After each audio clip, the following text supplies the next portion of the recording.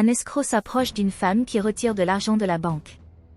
Lorsque la femme ne le remarque pas, l'escroc qui se tenait derrière elle dans la file d'attente change ses cartes. Pour le voler. L'escroc tente de déstabiliser la femme en jetant de la fausse monnaie sur le sol. Le policier s'est rendu compte de ce que l'escroc était en train de faire et a refait l'échange de cartes, retournant la vraie carte à la victime. L'escroc s'adresse naturellement à la victime, croyant qu'elle a réussi à voler la carte et qu'elle a beaucoup gagné de ce vol. Les deux femmes se disent au revoir et la victime s'en va, ne comprenant toujours pas qu'elle était trop distraite pour se rendre compte qu'elle avait oublié sa carte dans la machine et qu'elle avait failli se faire voler. Le voleur s'apprêtait à partir, mais il a été arrêté par le policier. Le policier demande s'il s'est passé quelque chose pendant que les femmes faisaient la queue. La femme devient nerveuse et le policier lui demande pourquoi elle est agitée. La femme dit qu'il ne s'est rien passé, remercie le policier pour son service et dit au revoir et s'en va. Elle retourne voir le policier et lui dit de s'inquiéter d'autre chose, comme la salle de bain de la banque, où la femme dit avoir entendu une dispute dans la chambre. Le policier remercie la femme pour ses instructions et dit qu'il vérifiera la situation. La femme le remercie, essayant de le désarçonner et s'éloigne nerveusement, craignant d'avoir été démasquée. La femme s'introduit dans la salle de tournage de la banque et commence à supprimer les images de la caméra qui peuvent être utilisées contre elle. Le policier entre dans la pièce et demande à la femme ce qu'elle faisait là. La femme essaie de mentir en disant qu'elle cherchait la salle de bain. Le policier fait semblant d'y croire et l'informe de l'endroit où se trouvent réellement les toilettes. Il avertit la femme qu'elle se trouvait dans une zone réglementée, à laquelle seul le personnel pouvait accéder. La femme quitte la pièce et l'agent l'informe qu'il y avait une personne suspecte à l'intérieur de la banque.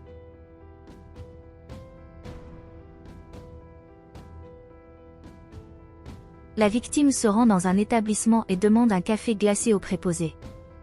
L'employé dit qu'elle va le lui apporter et s'en va.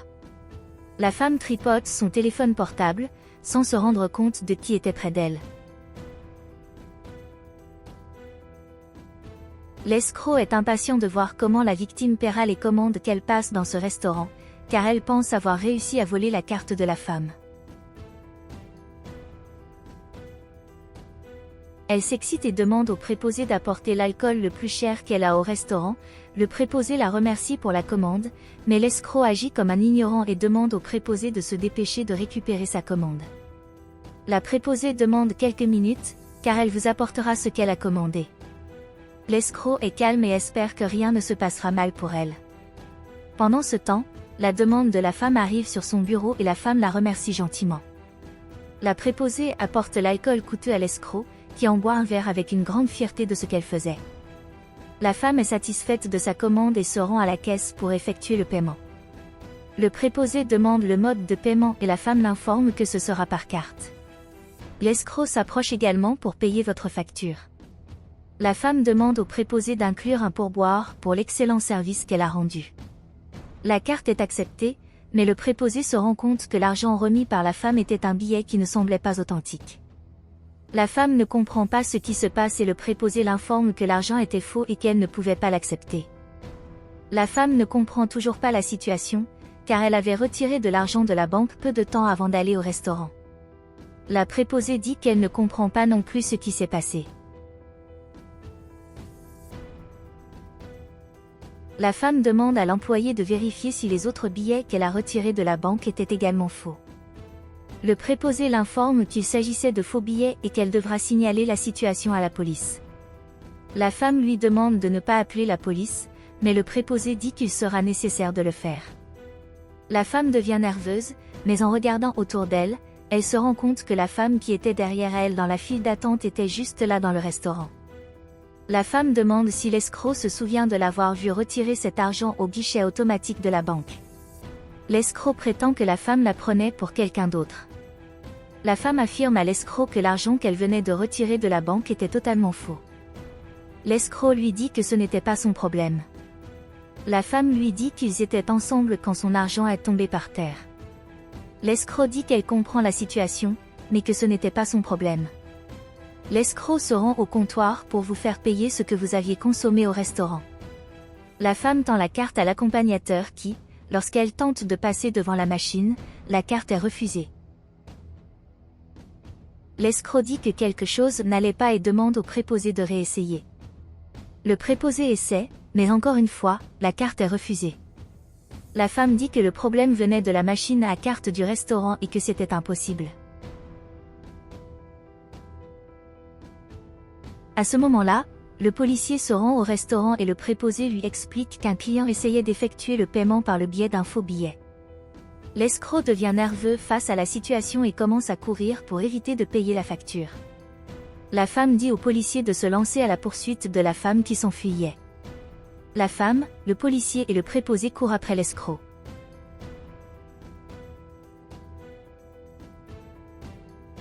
Le policier ordonne à l'escroc d'arrêter. La victime demande pourquoi l'autre femme s'enfuyait et prétend que les faux billets qu'elle avait avec lui provenaient en fait de cette femme. L'escroc ordonne à la femme de ne pas l'impliquer dans ses problèmes, car elle n'avait jamais vu ces faux billets.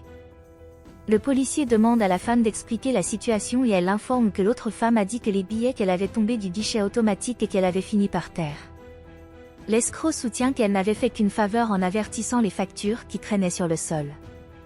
Le policier ordonne à l'escroc de dire la vérité, car il a vu toute la situation. L'escroc dit qu'elle ne pourra pas parler de quelque chose qui n'est pas vrai. La femme dit que cette autre femme s'est débarrassée de sa fausse monnaie et l'a trompée. L'escroc poursuit en disant qu'elle n'avait fait qu'une faveur en informant la situation, afin de ne pas nuire à la femme. La femme demande la vérité que l'autre femme cachait. L'escroc s'excuse, tente de s'éloigner de la situation en disant qu'elle n'est impliquée dans rien et qu'elle doit partir pour s'occuper de ses propres affaires. À ce moment-là, le reste des faux billets qui se trouvaient dans le sac de l'escroc tombe au sol et effraie tout le monde. La femme affirme qu'elle ne sait pas d'où viennent ces faux billets et demande à être libérée parce qu'elle est innocente. La femme prétend que c'est cette autre femme qui lui a fait cela, en lui remettant de la fausse monnaie pour la tromper. La femme ordonne aux policiers de fouiller les caméras de sécurité pour trouver des preuves de la vérité. Elle demande à être relâchée, mais le policier dit qu'il connaît toute la vérité. Il a vu le moment où tout s'est passé et a raconté comment l'escroc voulait voler la carte de la femme. L'escroc dit que ce qu'il disait dans l'affaire prouvait qu'elle était une voleuse et qu'elle devait être arrêtée et qu'elle ne pouvait pas être accusée. Le policier prétend qu'il a suffisamment de preuves parce qu'il est la personne qui a empêché la femme d'être volée et a rendu la carte à la victime dans l'histoire. Il dit que la carte de la femme est avec le vrai propriétaire et que la carte qui était avec l'escroc était une carte qui ne contenait pas d'argent. L'escroc exige que vous ayez un avocat pour vous défendre contre les accusations mensongères. La femme prend le sac à main de l'escroc et trouve à l'intérieur de nombreuses cartes, qui peuvent provenir de personnes qui ont été volées. L'escroc ment en disant que ces cartes n'étaient pas les siennes. La femme dit que tout cela provenait en fait de personnes qui ont été victimes de la méchanceté de l'escroc. Le policier a déclaré qu'il avait cherché des images du moment du crime, mais qu'il était sûr que l'escroc avait supprimé les images et qu'elle ne serait pas en mesure de voler autant de personnes si elle travaillait seule. Il croit qu'il y a des gens qui aident l'escroc à le faire et dit qu'il trouvera ces criminels. Le policier avertit l'escroc qu'un jour, il paiera pour chaque crime qu'il a commis. L'escroc dit que tout est vrai, mais demande à ne pas être emmené en prison. Le policier sort son téléphone et passe un appel pour demander du renfort. Il les informe qu'il a une personne soupçonnée d'un crime et qu'il doit l'arrêter. Le policier emmène l'escroc. La femme s'excuse auprès du préposé de l'avoir mise dans une situation difficile et dit qu'elle ne savait pas que la note était fausse. Le préposé demande à la femme de se calmer, car elle n'est pas à blâmer pour ce qui s'est passé, disant que tout a été causé par cet escroc.